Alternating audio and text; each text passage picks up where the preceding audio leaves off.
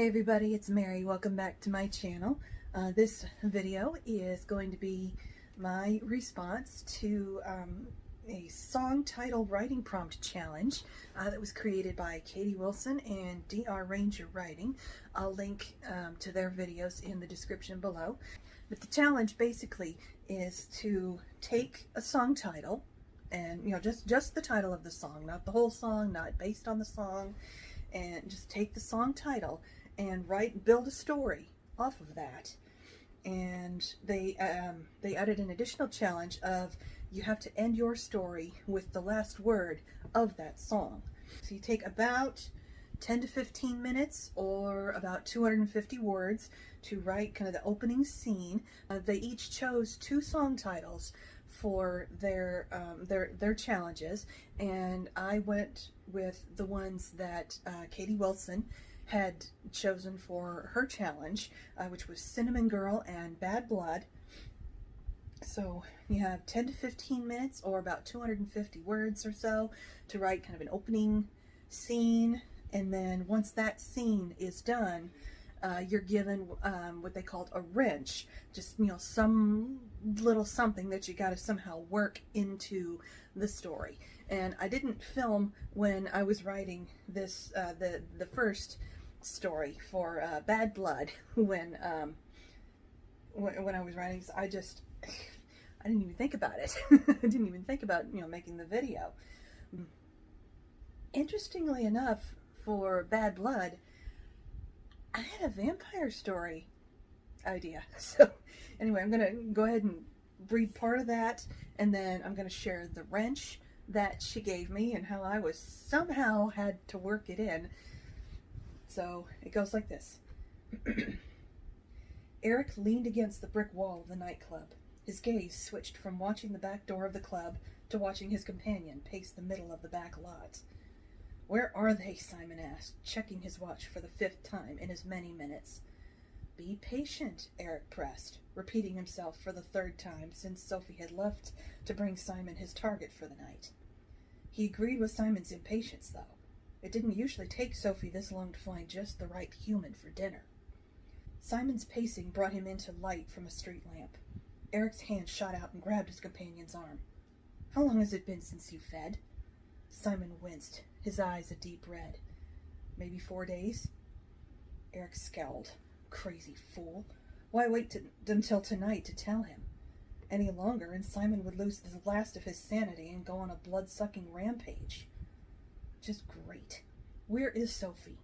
Was it time to go look for her? He just reached for the door handle to the club when the door opened. Eric blinked, his mind gone blank at the vision in black leather jacket that Sophie led from the club. Athletic figure, just barely above average height for a woman. A perfect size for shorty Simon. So that's kind of how it started off. But the wrench that Katie gave me for this first story was that my main character has to encounter a flaming spider the size of a cow. I don't quite know. I wasn't really sure how I was gonna be able to work flaming spider the size of a cow into a vampire story, but I managed to do it. "Boys, this..." Simon had already pushed the woman up against the wall, and Eric caught a flash of his fangs before they sank into the woman's neck and Simon began to drink. The woman choked out something that might have been a scream, or might have been words. "Simon!" Sophie scolded. He hadn't.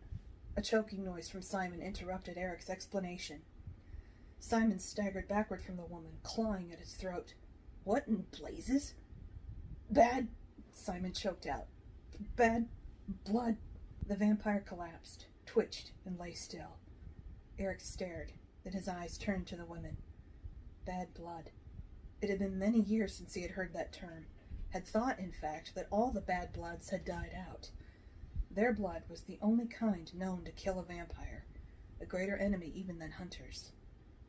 Even Sophie, who Eric had never seen scared in all the years he'd come to her club, looked nervous as she studied the woman she'd brought out to them. The bad blood simply smirked. "One down," she said. "One to go." Her eyes began to glow. "And I think I will take this one to go." Before Eric could fully comprehend it, the bad blood shifted into a flaming spider the size of a cow. Sophie shrieked and dashed back inside, slamming the door behind her. There wasn't enough time for Eric to follow, so he did what could be considered the next best thing. He turned and ran full tilt in the opposite direction. The bad blood spider shrieked after him. "Hey!" Hey is apparently the last word of the song Bad Blood. So yeah, that was that was kind of really interesting, shall we say. But now I'm finally ready to get started on my Cinnamon Girl story, and I'll start my timer for 10-15 minutes or 250 words. We'll see what ends up happening with that, and then I'll read the wrench that I have that she's given me for that one and try to work it into the story. So we'll see how this goes.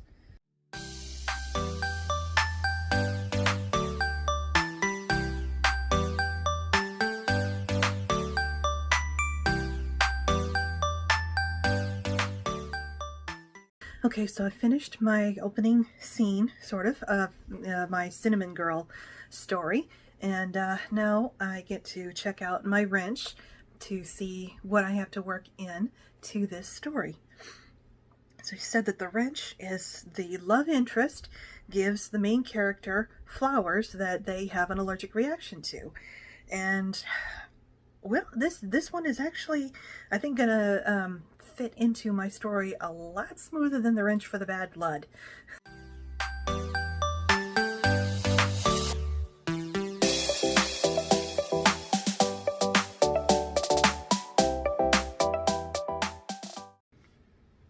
Okay, so I was finally able to finish the story.